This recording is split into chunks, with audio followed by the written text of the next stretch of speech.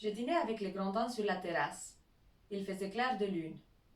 Il y a une jolie qualité de silence, n'est-ce pas me dit-il. Au cœur blessé comme le mien, un romancier que vous lirez plus tard prétend que convient seulement l'ombre et le silence.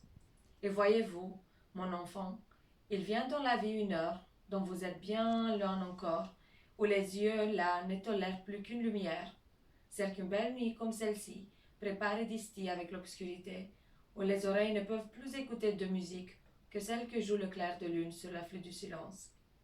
J'écoutais les paroles de M. le Grandin, qui me paraissaient toujours si agréables.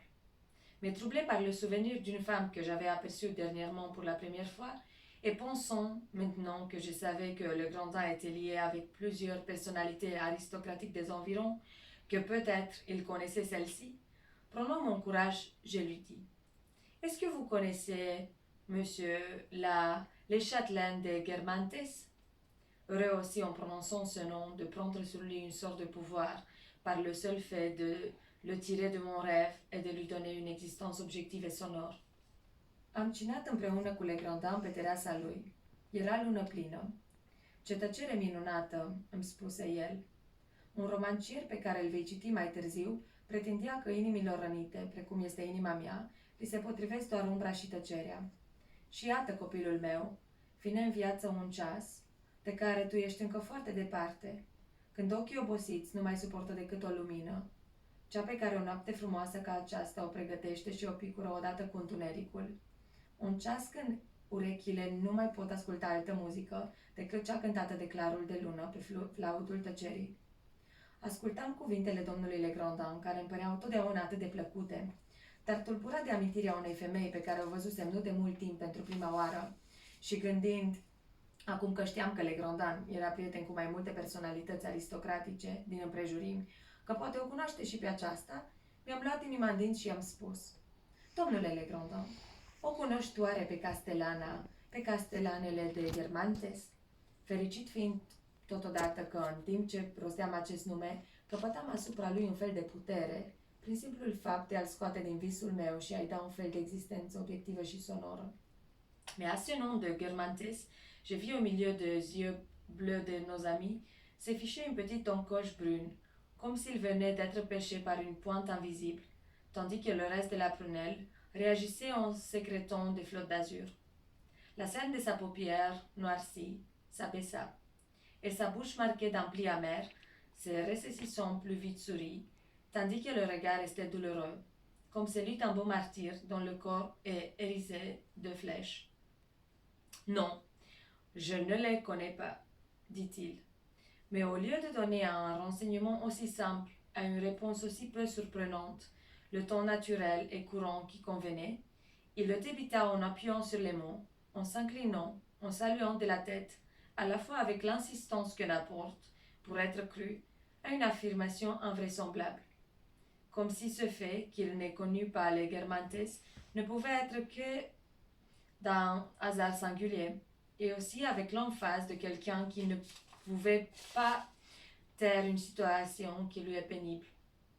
Préfère la proclamer pour donner aux autres l'idée que l'aveu qu'il fait ne lui cause aucun embarras, est facile, agréable, spontané, que la situation elle-même, l'absence de relation avec les Guermantes, pourrait bien avoir été non pas subie, mais voulue par lui, résulté de quelques traditions de famille, principe de morale ou vœux mystiques, lui interdisant nommément la fréquentation de Guermantes.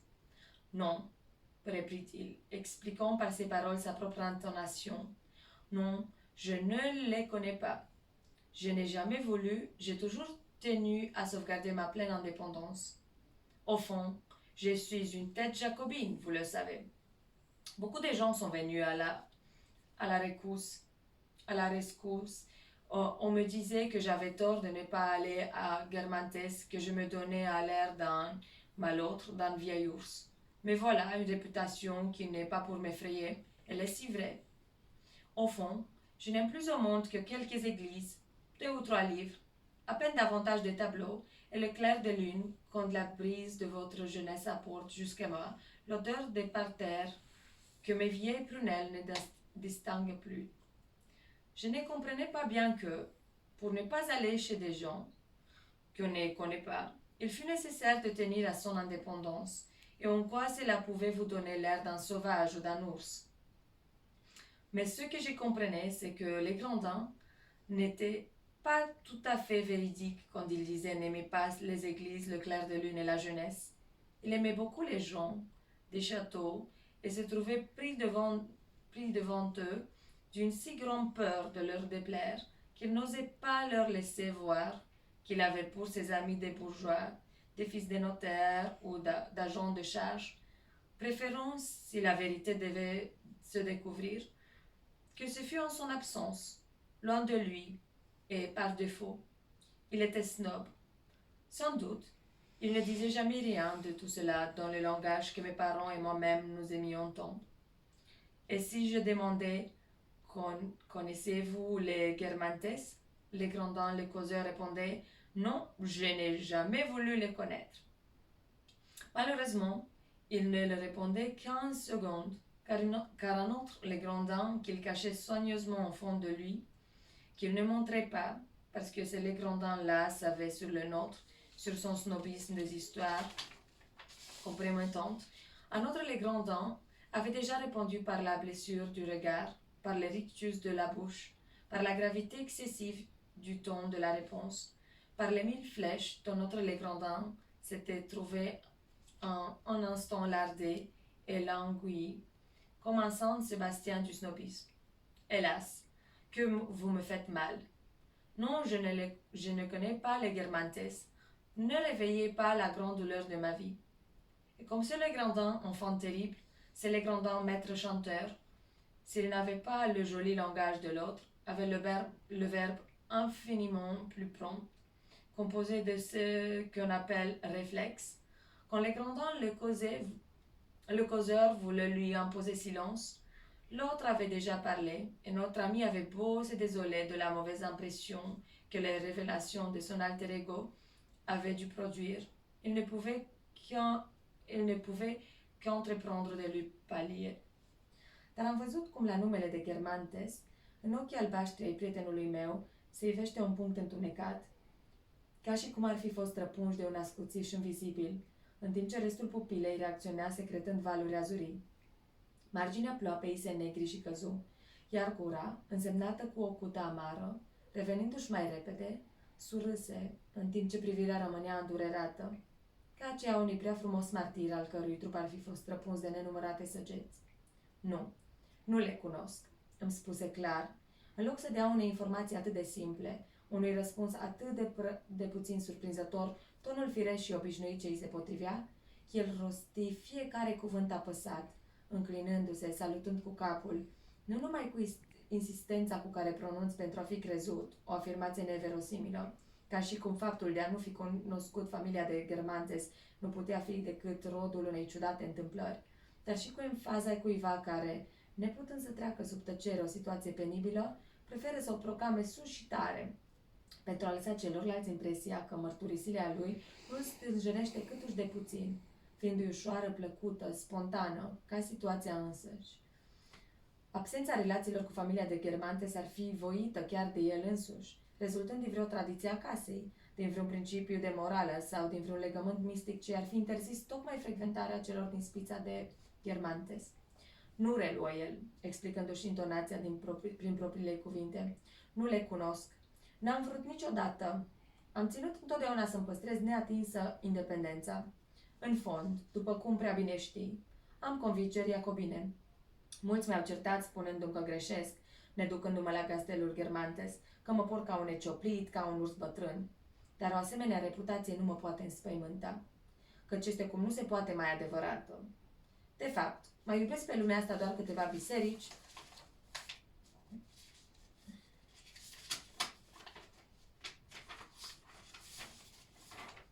două-trei cărți, avea doar ceva mai multe tablouri și clarul de lună atunci când adierea tinereții mele aduce până la mine mireasma grădinilor de flori, pe care ochii mei bătrâni nu le mai deslușesc. Nu înțelegeam prea bine cum, pentru a nu te duce la oameni pe care nu-i cunoști, e necesar să ții la independența ta și de ce asta te poate face să treci drept un sălbatic sau un urs bătrân. Dar, de fapt, nu înțelegeam că Legrandin nu era cu totul veridic când spunea că nu-i plac decât bisericile, clarul de lună și îi plăceau mult și castelanii și era cuprins în fața lor de o asemenea frică de a nu le fi pe gust, încât nu îndrăznea să dezvăluie care prieten burghez, fi de notari sau de agenți de bursă, preferând în cazul în care s-ar fi aflat adevărul ca totul să se petreacă în absența lui și departe de el. Nu spunea nimic din toate acestea în acel limbaj atât de îndrăgit de părinții mei și de mine. Și dacă îl întrebam, îi cunoști pe cei din familia de Germantes? Legrandin, cel iubitor de conversație, răspundea: nu, n-am vrut niciodată să-i cunosc.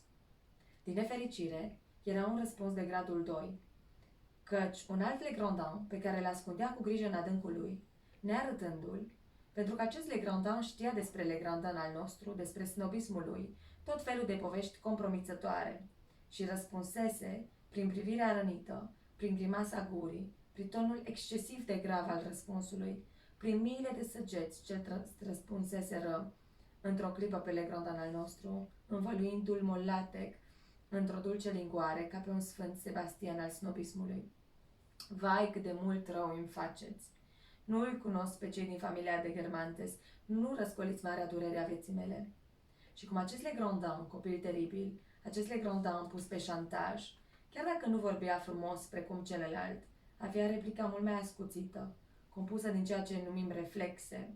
Când Legrandin, alesul vorbitor, voia să îi impună tăcere, celălalt și apucase să vorbească și zadarnic prietenul nostru era cuprins de deznădejde din pricina impresiei pe care dezvăluirile acelui alter ego al lui o și produseseră probabil. Singurul lucru ce îi mai rămânea de făcut era să o ascundă. Et certes, cela ne veut pas dire que M. Legrandin ne fut pas sincère quand il tonnait contre les snobs. Il ne pouvait pas savoir, au moins par lui-même, qu'il le fut, puisque nous ne connaissons jamais que les passions des autres, et que ce que nous arrivions à savoir des nôtres, ce n'est que de... Il ne pouvait pas savoir, au moins par lui-même, qu'il le fut, puisque nous ne connaissons jamais que les passions des autres, et que ce que nous arrivons à savoir des nôtres, et ce n'est que nous avons pu l'apprendre. Sur nous, elles agissent d'une façon seconde par l'imagination qui substitue aux premières mobiles des mobiles de relais qui sont plus décentes.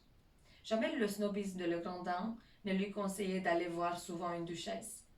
Il chargeait l'imagination de Legrandin de lui faire apparaître cette duchesse comparée de toutes les grâces. Legrandin se rapprochait de la duchesse, s'estimant de céder à cet attrait de l'esprit et de la vertu qu'il ignorait les infâmes snobs.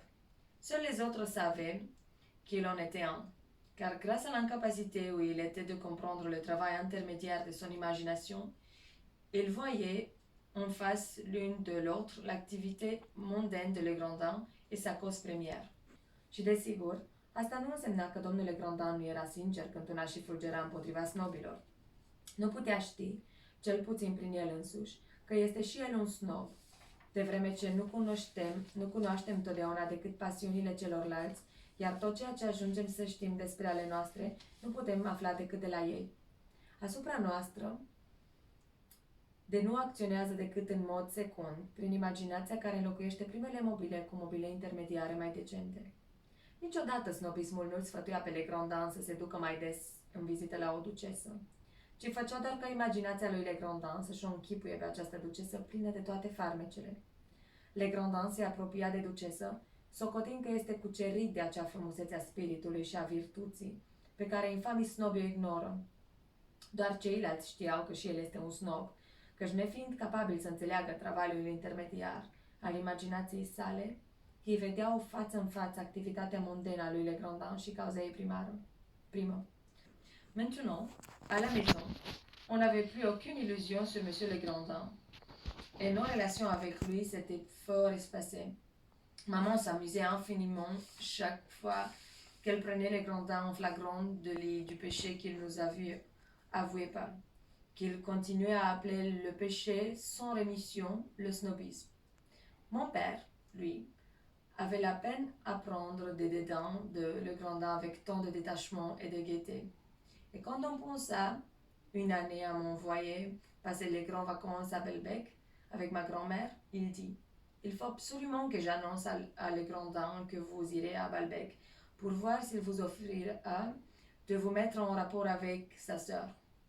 Il ne doit pas se souvenir nous avoir dit qu'elle demeurait à 2 kilomètres de là. » Ma grand-mère, qui trouvait qu'au bain de mer il faut être du matin au soir sur la plage et humer le sel, et qu'on n'y doit connaître personne parce que les visites, les promenades sont autant de prix sur l'air marin, demandait au contraire qu'on ne parlât